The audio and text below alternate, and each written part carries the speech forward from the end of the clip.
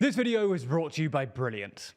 In some ways, Spanish Prime Minister Pedro Sánchez has been having a pretty good time recently. Spain's economy had a remarkable 2024. It topped the Economist list of the year's best performing economies for its soaring economic growth, while leaving traditional European heavyweights in its wake. And Sánchez himself made it onto Politico's Class of 2025 for his European clout and political survival skills. However, it's not all sunshine and roses for the Spanish Prime Minister. Sánchez and his government are plagued by several corruption probes into people around him. The awkward coalition that just about managed to propel him to the premiership is fracturing over budgetary feuds, and his own Socialist Party is struggling in the polls while the far right ticks up. So in this video, we're going to explain these things that are dragging Pedro Sánchez down, whether there's any silver lining for the embattled leader, and what it means for the future of his government.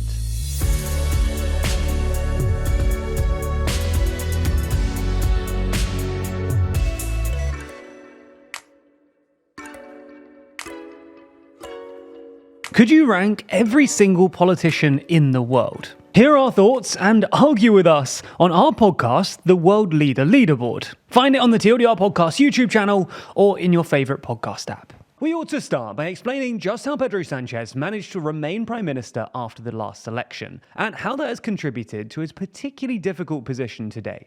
So let's wind the clock back to 2023, when Sánchez's Spanish Socialist Workers' Party, or PSOE, suffered particularly bruising results at Spain's regional elections, prompting Sánchez to take a significant gamble by calling a snap election held in July 2023. In that snap election, the Conservative opposition People's Party rose to first place, beating Sánchez's PSOE, which came in second. However, the People's Party did not win enough seats for a parliamentary majority, even with the support of the far-right Vox and a couple of small regional parties. The failure of the People's Party to form a government meant that it fell to Sánchez to make his own attempt at forming a minority coalition featuring his own PSOE and the leftist Sumar alliance. After a period of savvy political deal-making, Sánchez earned the support of several smaller regional parties, including Catalan and Basque separatists, to make him Prime Minister in November 2023. The final piece of the puzzle had been a deal with the conservative Catalan separatist party Junts that saw them support Sánchez's investiture in exchange for a contentious amnesty law to benefit hundreds of pro-independence politicians and activists who participated in the 2014 to 2017 Catalan secession process. While this was all definitely a win for Sánchez, after all, he managed to remain Prime Minister against the odds, it did set him up for an incredibly difficult parliamentary term. His minority government, comprising of PSOE and Sumar, would need to secure the support of an eclectic group of 7 smaller parties, separatists and all, for basically every parliamentary vote going forward. And this has proven particularly difficult when it comes to the budget. Earlier in 2024, the Spanish government gave up on trying to approve a budget for 2024, so carried over 2023's budget and instead focused on getting a 2025 budget sorted. But here we are in 2025, and a budget for the year has still not been approved. And although the government plans on getting it passed in the first quarter of this year, they could end up being forced into extending the 2023 budget yet again. Sánchez faces pressure on one side from the far-left Podemos, who split from Sánchez's coalition partner Sumar after the 2023 election, and which has threatened to withhold support for the budget unless the government breaks diplomatic and trade ties with Israel and works to cut rents. Meanwhile, Junts is holding the government's feet to the fire too.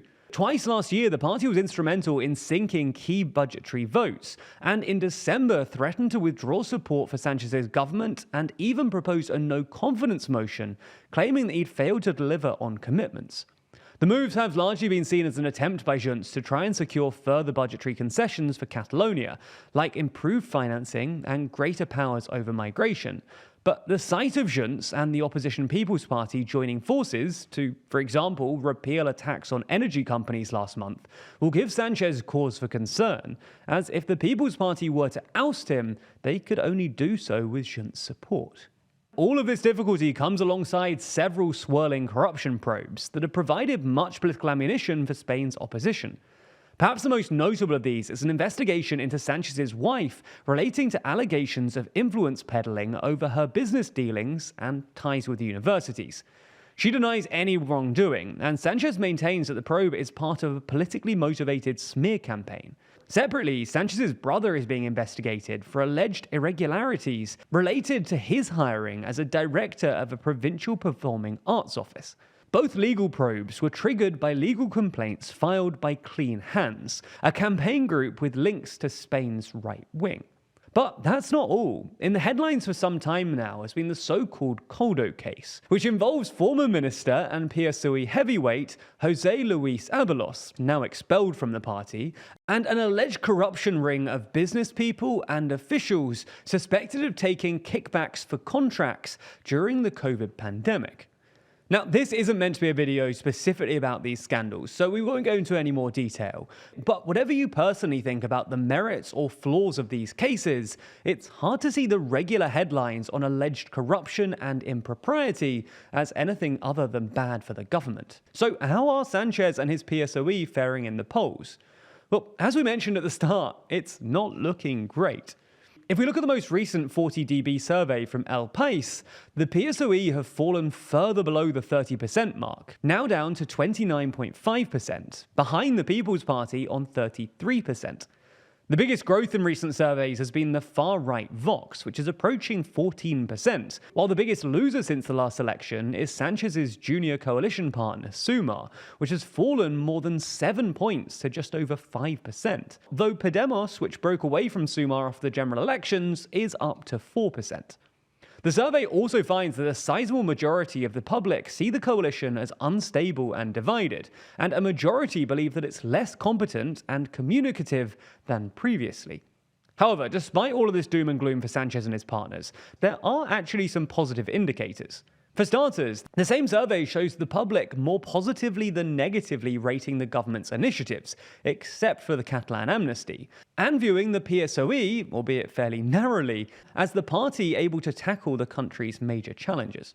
Additionally, the survey asked what type of government people would like to see, and the most popular option remained a left-of-centre PSOE-led coalition. So ultimately, what it looks like Sanchez's government is really struggling with is an image problem.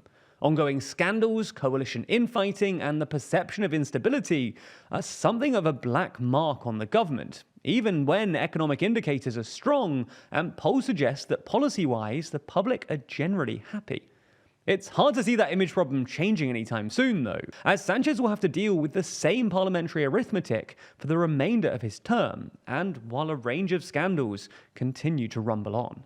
There's a lot of difficult decisions necessary here, and making huge decisions, especially quickly, is difficult, even for world leaders. The good thing is that brilliant is where you learn by doing, with thousands of interactive lessons in maths, data, programming, and AI. Their interactive classes can help build your critical thinking skills through problem solving, not memorizing. So while you're building real knowledge on specific topics, you'll also be becoming a better thinker. For instance, their Predicting with Probability course can help you better understand and assess the world around you. You can learn to wrangle massive data sets, compare distributions, and master fundamental concepts like Bayes' theorem. Now that might sound a little technical, but with their active learning, you'll learn this by answering questions like, which airline is most likely to have a delay due to weather? And how much more unruly have airline passengers gotten since the pandemic? Data skills are absolutely necessary for navigating our modern world, and Brilliant is the best way to get them.